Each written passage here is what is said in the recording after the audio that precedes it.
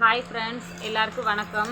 எல்லோரும் எப்படி இருக்கிறீங்க? நாங்கள் நல்லா இருக்கிறோம். நீங்கள் நல்லா இருக்கணும்னு கடவுள்கிட்ட வேண்டிக்கிறோம். முந்தானத்துக்கு போட்டு வீடியோக்கு சப்போர்ட் பண்ண அத்தனை பேருக்குமே ரொம்ப ரொம்ப நன்றி. இதே மாதிரி ஃப்ரெண்ட்ஸ் எங்களுக்கு தொடர்ந்து வீடியோக்கு சப்போர்ட் பண்ணிக்கிட்டே இருங்க.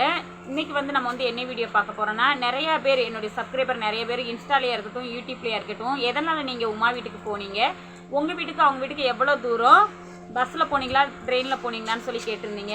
நீங்கள் ஆல்ரெடி பார்த்துருப்பீங்க ஃப்ரெண்ட்ஸ் ட்ராவல் வீடியோ. நாங்கள் பஸ்ஸில் தான் போனோம், சரிங்களா? ஒன்று. அதுக்கப்புறமேட்டு ஏன் நான் உமா வீட்டுக்கு போனேன் அப்படின்னு சொல்லி பார்த்தீங்கன்னா, எனக்கு யூடியூப்பில் வீடியோ போட தெரியும். ஆனால் நீங்கள் நிறைய பேர் கேட்டீங்க மானிட்டேஷன் அப்ளை பண்ணிட்டீங்களா அப்படின்னு. எனக்கு ஃப்ரெண்ட்ஸ் மானிட்டேஷன் அப்ளை பண்ண வீடியோ கால் மூலியமாக உமா சொல்ல நான் அப்ளை பண்ணேன். அதுலேயுமே ஏதோ ஒரு நான் மிஸ்டேக் விட்டதுனால இப்போ மறுபடியும் ஒரு வாரம் கழித்து நான் அவள் வீட்டுக்கு நான் போக வேண்டியது இருக்குது. ரெண்டாவது, இது யூடியூப் விஷயமாக தான் அவளை நான் பார்க்க போனேன். இன்னொருத்தங்க உங்களுடைய ஃப்ரெண்ட்ஷிப் எவ்வளோ வருஷம்னு சொல்லி கேட்டீங்க. எனக்கும் ஜெயாவுக்கும் தான் 1.5 வருஷம் 2 வருஷங்கிட்ட ஆக போகுது. ஏன்னா நான் தமிழ்நாட்டில் இருக்கும்போதே நான் ஜெயா கிட்ட பேசுவேன். உமா கிட்ட நான் பேச ஆரம்பித்து ஒரு 1.5 மாதம் கிட்ட தான் ஆகுது. அவளுடைய வீடியோவில் நீங்கள் ஆல்ரெடி பார்த்துருந்துருப்பீங்க. நீங்கள் அவங்க வீட்டில் உங்களெல்லாம் எப்படி பார்த்துக்கிட்டாங்க, நல்லா பார்த்துக்கிட்டாங்களே, இன்ஸ்டாலேயுமே நிறைய பேர் கேட்டிருந்தீங்க. உண்மைக்குமே ஃப்ரெண்ட்ஸ் சொல்கிறேன், அவள் எங்கள் வீட்டுக்கு வந்திருந்தா கூட நான் இவ்வளோ தூரம் கவனிச்சிருப்பானா அப்படிங்கிறது எனக்கு சந்தேகம்தான். ஆனால் அவங்க வீட்டில் உள்ளவங்க, நாங்கள் இங்கேருந்து போகும்போது ஆல்ரெடி நீங்கள் வீடியோவில் பார்த்துருந்துருப்பீங்க. நாங்கள் இங்கேருந்து போகும்போதெல்லாம் நல்லா இருந்துச்சு. டவுன், நான் எங்கள் ஊர், என்னுடைய சிட்டி டவுன், சரிங்களா? ஜாஸ்பூர் டவுன். அதை தாண்டின உடனே பாப்பாவுக்கு ரொம்ப வாமிட். போன பஸ்ஸு வேறு, நான் சாதா பஸ்ஸுன்னு தான் நினச்சி ஏறினேன். ஆனால் பார்த்தீங்கன்னா அது ஏசி பஸ்ஸாக இருந்திருக்கு. அவளுக்கு ஏசி ஏற்கனவே அவளுக்கு பஸ் ஒத்துக்கிடாது, ட்ராவல் ஒத்துக்கிடாது. அதுவும் போக ஏசி பஸ்ஸுங்கிறதுனாலேயே என்னமோ தெரியல, அவளுக்கு ரொம்ப முடியலை. அதில் ரொம்ப வாமிட் எடுத்துகிட்டு ரொம்ப இது பண்ணிட்டா. ரெண்டாவது இங்கேருந்து போகும்போது ரொம்ப சிரமப்பட்டு தான் போனோம். ஏன்னா கண்ட்ரக்டர் எங்களை ஏமாற்றிட்டாங்க. உப்பி அப்படிங்கிற ஒரு ஊரில் தான் நாங்கள் இறங்கணும். அதுலேருந்து ஒரு 5 நிமிஷம் 10 நிமிஷம் அடுத்த ஸ்டாப்பில் கூட எங்களை இறக்கி விட்டுட்டாங்க. அப்புறம் அங்கேருந்து செம மலை, அங்கேருந்து ரோடு கிராஸ் பண்ணி கொஞ்சம் போனேன். அதுக்கு பிறகு அங்கேருந்து ஒரு ஆட்டோவில் போனோம், நானும் பாப்பா எல்லாருமே. அப்புறம் அங்கேருந்து உமா ஊருக்கு போகிறதுக்கு, ஜொகசிங்பூர் போகிறதுக்கு பஸ் வந்துச்சு. அதுக்கப்புறமேட்டு நாங்கள் அந்த பஸ்ஸில் ஏறி போயிட்டோம். வரும்போது சிரமம் இல்லாமல் வந்துட்டோம். ஏன்னா போகும்போது நம்ம ஆல்ரெடி நான் ஒரு டைம் ஒரு இடத்த பார்த்துக்கிட்டே அப்படின்னா நெக்ஸ்ட் எனக்கு யாருமே சொல்லிக் கொடுக்க வேண்டாம். ஆனாலுமே இங்கேருந்து நான் டவுனை தாண்டின உடனே உமா அன்னைக்கிட்டே என்னுடைய நம்பரை கொடுத்துட்டா. அதனால் அண்ணன் எனக்கு அடிக்கடி கால் பண்ணி எந்த ஸ்டாப்பில் இறங்கணும், எப்படி வீட்டுக்கு போகணும்னு சொன்னாங்க. ரெண்டாவது வீட்லேயுமே அங்கே போய் நாங்கள் இறங்கினதுக்கு பிறகு அண்ணியோட பையன், அதாவது அண்ணனுக்கு அண்ணன் பையன், உமாவுக்கு மூத்தாருடைய பையன் தான் எங்களை கூப்பிட வந்தான். அப்போவுமே அண்ணன் என்ன பண்ணாங்கன்னா, வாட்ஸ்அப்பில் வண்டியோட நம்பர் அந்த எல்லாமே எனக்கு டீட்டெயிலாக கொடுத்துட்டு இவங்க தான் உன்னை கூப்பிட வருவாங்க அப்படின்னு சொல்லி அண்ணன் என்கிட்ட சொல்லிட்டாங்க. அவங்களுடைய ஊரில் கிராமத்தில் இறங்கின உடனே தம்பி தான் எங்களை கூப்பிட வந்தான். நாங்கள் வண்டியில் நானும் பாப்பா நாங்கள் 3 பேருமே வீட்டுக்கு போயிட்டோம். அதுக்கப்புறமேட்டு நாங்கள் எல்லாருமே ஒன்றா சாப்பிட்டது, ஒன்றா சந்தோஷமாக நல்லா ஹாப்பியாக இருந்தது எல்லாமே உங்களுக்கு தெரியும்.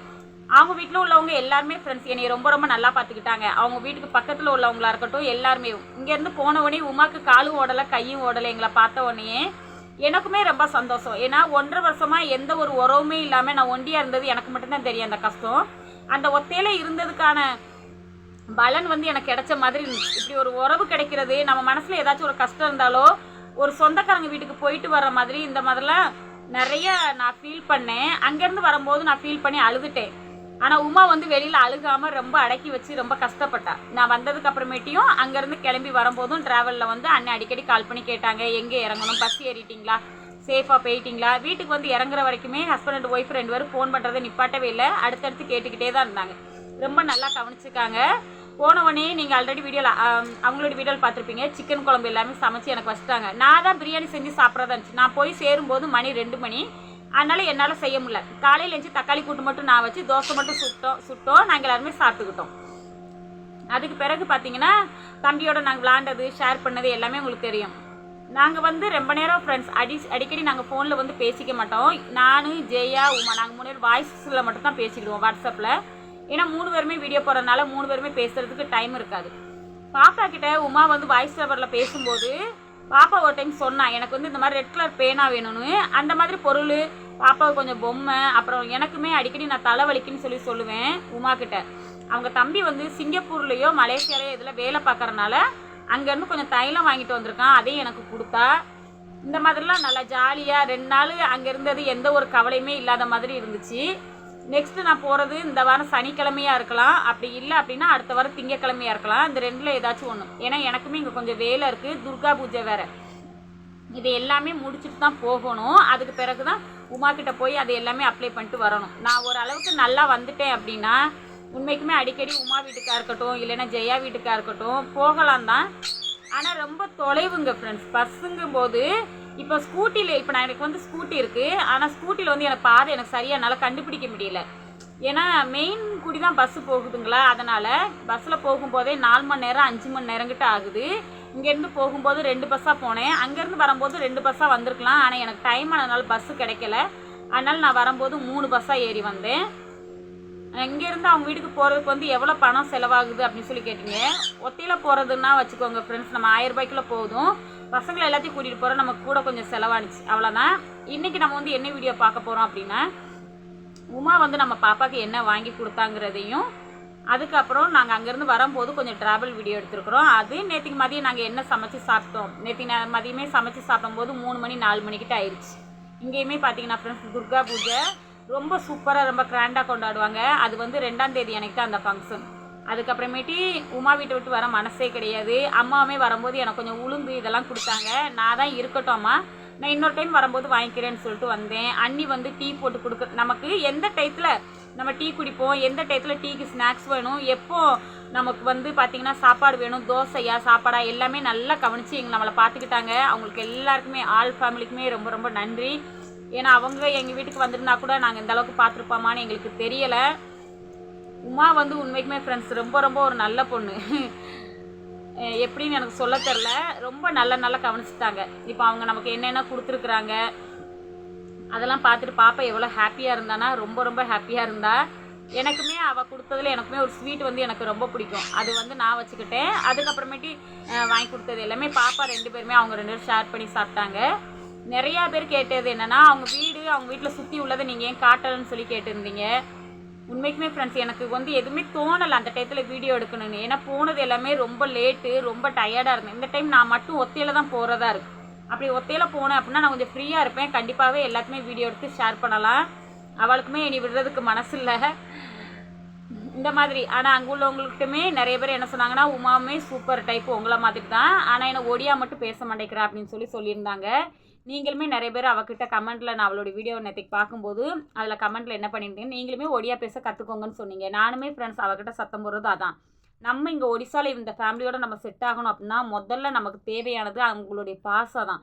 அந்த பாசையை பேசினாலே போதும் ஃப்ரெண்ட்ஸ், நம்ம ஆல்ரெடி அவங்களுடைய ஃபேமிலியோடு நம்ம வந்து செட் ஆகிடலாம். நீங்கள் எல்லாருமே எனக்காண்டி கடவுள்கிட்ட ப்ரேயர் பண்ணிக்கோங்க. ஏன்னா அவள் வந்து அந்த பாசையை கூடி சீக்கிரம் அவள் கற்றுக்கிடணும். அவளுக்கு இருக்கிற நல்ல குணத்துக்கு எல்லாருமே அவளுக்கு நல்லபடியாக கிடச்சிருக்காங்க. அவளுக்கு புரியாதது ஒன்று அந்த பாசை மட்டும்தான். அதுவுமே அவள் பேசணும்னு நினச்சா பேசலாம், அவள் இஷ்டப்பட்டு அதை கொஞ்சம் எடுக்க மாட்டேங்கிறான். நான் அவளை சத்தம் போட்டிருக்கிறேன். கூடி சீக்கிரம் அவளுக்குமே நானுமே சேர்ந்து அவளுக்கு கூட கொஞ்சம் பேசி அவளுக்கு கொஞ்சம் கற்றுக் கொடுக்கணும். மற்றபடி அவங்க வீட்டில் ஃபேமிலியில் எல்லாருமே நம்மளை நல்லா பார்த்துக்கிட்டாங்க. வாங்க நம்ம வீடியோக்குள்ளே போகலாம். இதுதான் ஃப்ரெண்ட்ஸ் பாப்பாவுக்கு வந்து உமா கொடுத்த கிஃப்ட்டு. இது வந்து சின்ன பொம்மையாக இருக்கிறதுனால இது வந்து 2 பொம்மையுமே ஜன்னலில் கட்டி தொங்க வச்சுருந்தா. தம்பி வந்து பெரும்பாலும் பொம்மையை எடுத்து விளாட மாட்டேங்கிறான், கையில் கொடுத்தாலும் தூங்கி போட்டு விளாட்றான். அப்படிங்கிறதுக்காக வேண்டி பாப்பா 2 பேருக்குமே பொம்மைனா ரொம்ப பிடிக்குங்களா, அதனால் சின்ன பாப்பாவுக்கு வந்து சின்ன பொம்மையும் பெரிய பாப்பாவுக்கு வந்து பெரிய பொம்மை அப்படின்னு சொல்லிட்டு அவள் கொடுத்துருந்தா.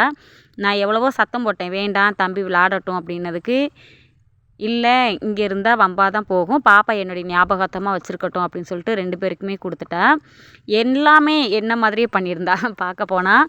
அதுக்கப்புறம் இது ஒரு பிஸ்கட் மாதிரி உள்ளே வந்து க்ரீம் இருக்கும், அப்படியே சுருளாக இருக்கும். அதனால் அதில் வந்து 2 இது வாங்கிட்டு வந்திருந்தா. ஒன்று வந்து நாங்கள் போகிறதுக்கு முன்னாடியே, ஆனால் அண்ணா அவளுக்கு ஏதோ செலவுக்கு பணம் கொடுத்துருப்பாங்க போல் இருக்கு, அந்த இதில் வாங்கி வச்சுருந்தா. அப்புறம் பாப்பா 2 பேருக்குமே ஆளுக்கு ஒவ்வொரு பென்சில் வச்சுருந்தா.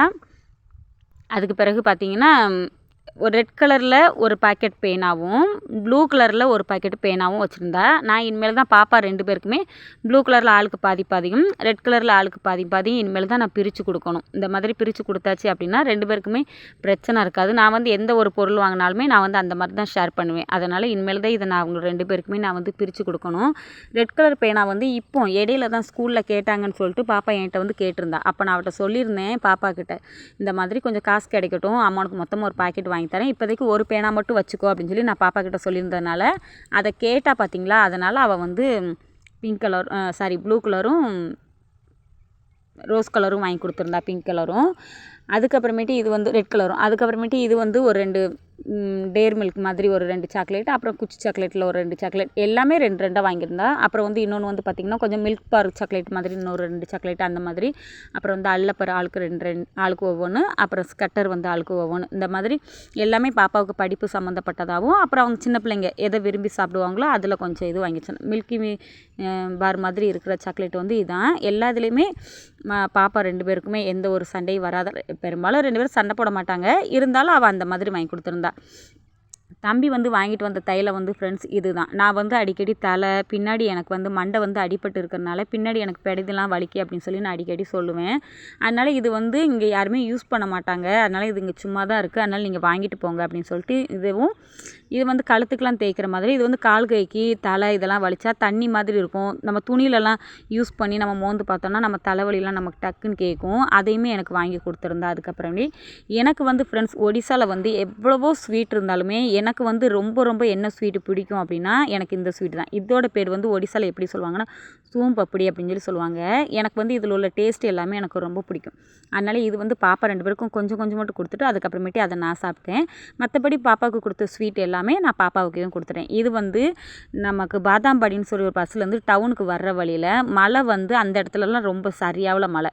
அங்கே உள்ள இடங்கள் அந்த சாயங்காலம் நேரத்தில் இருக்கிற அந்த கிளைமேட்டு இதெல்லாம் எனக்கு கொஞ்சம் பிடிச்சிருந்துச்சா, அதனால் இதை வந்து உங்ககிட்ட ஷேர் பண்ணலான்னு சொல்லிட்டு சொன்னேன். பாப்பாவுக்கு வந்து ஃப்ரெண்ட்ஸ் பொரி வாங்கி கொடுத்துருந்தேன். சரிங்களா, வரும்போது மாத்திரை போட்டிருந்தனால அவள் அவ்வளோவா வாமிட் எடுக்கலை. அந்த பொரியோட ஸ்மெல்லை வந்து மோந்து பார்த்தா வாந்தி வரலன்னு சொல்லிட்டு அதை மோந்து பார்த்துக்கிட்டு இருந்தால அதையுமே நான் உங்ககிட்ட வீடியோவில் ஷேர் பண்ணியிருக்கிறேன். இது வந்து ஒரு சின்ன ஆறு தான். இங்கெல்லாம் ஃப்ரெண்ட்ஸ் ஒடிசாவில் வந்து பார்த்திங்கன்னா கடல் வந்து ரொம்ப தூரம் நம்ம வீட்டுக்கும் கடலுக்கும். ஆனால் ஆறு வந்து நம்ம வீட்டுக்கு பக்கத்துலேயே நிறைய ஆறு இருக்குது. அதையுமே அதுக்கப்புறம் உங்ககிட்ட ஷேர் பண்ணணும்னு சொல்லிட்டு அதை கொஞ்சமாக வீடியோ எடுத்தேன். இது வந்து எதுக்காக வேண்டி வீடியோ எடுத்தேன்னா ஒரு பெரிய மலை. சரிங்களா, அது வந்து பார்க்குறதுக்கேவும் ரொம்ப அழகாக இருந்துச்சு. அதனால் அந்த மலையும் உங்ககிட்ட ஷேர் பண்ணணும் அப்படின்னு சொல்லிட்டு நான் அதையும் எடுத்திருந்தேன். இது வந்து நேற்றுக்கு மதியம் ஃப்ரெண்ட்ஸ் உருளைக்கிழங்கை வந்து பருப்போடு சேர்த்து வேக வச்சு அதுக்கப்புறம் வெங்காயம் வத்தல் நம்ம கடுகு கருவேப்பிலை இதெல்லாம் போட்டு வரட்டுவோம் பார்த்திங்களா, வத்தப்பொடி மஞ்சப்பொடி இதெல்லாம் போட்டு அது மாதிரி பண்ணேன். இது வந்து பார்த்திங்கன்னா ஒடிசா ஸ்டைலில் பாப்பாவுக்கு வந்து இந்த சட்னி உருளைக்கிழங்கு சட்னின்னு சொல்லுவாங்க, அது ரொம்ப பிடிக்கும். நீங்கள் ஆல்ரெடி பார்த்துருப்பீங்க, மிட்டு வந்து நம்ம கூட தான் சாப்பிடுவோம். அதுக்கப்புறமேட்டு சாதம் எங்கள் 2 பாப்பாவுக்கும் எனக்கும் சேர்த்து அப்பளமும் பொரிச்சிருந்தேன். அப்புறம் தண்ணி போல் பருப்பு வச்சுருந்தேன். இதுதான் நேற்றுக்கு மதிய சாப்பாடு. நேற்றுக்கு மதியமே நல்ல ஒரு மழை பெஞ்சிச்சு. இதை மட்டும் சாப்பிட்டுட்டு அதுக்கப்புறமேட்டு நாங்கள் எல்லாருமே படுத்து தூங்கிட்டோம். அப்புறம் ஒரு 4-5 மணி இருக்கும். அது பிறகு தான் எழுந்திரிச்சு அது பிறகு வீடியோ எடிட் பண்ணி போடலான்னு பார்த்தேன். டைம் வேறு ஆயிடுச்சா, எனக்கு வேறு தொண்டை வேறு சரியில்லைங்கனால பார்த்து விட்டுட்டேன். இன்றைக்கி வீடியோ அவ்வளோதான். இன்றைக்கி வீடியோ அவ்வளோதான் ஃப்ரெண்ட்ஸ். இந்த வீடியோ உங்களுக்கு பிடிச்சிருந்தா ப்ளீஸ் லைக் அண்ட் சப்ஸ்கிரைப் பண்ணிட்டு பாருங்கள். நாளைக்கு நெக்ஸ்ட் வீடியோவில் வேறு ஒரு வீடியோவில் பார்க்கலாம். பாய்.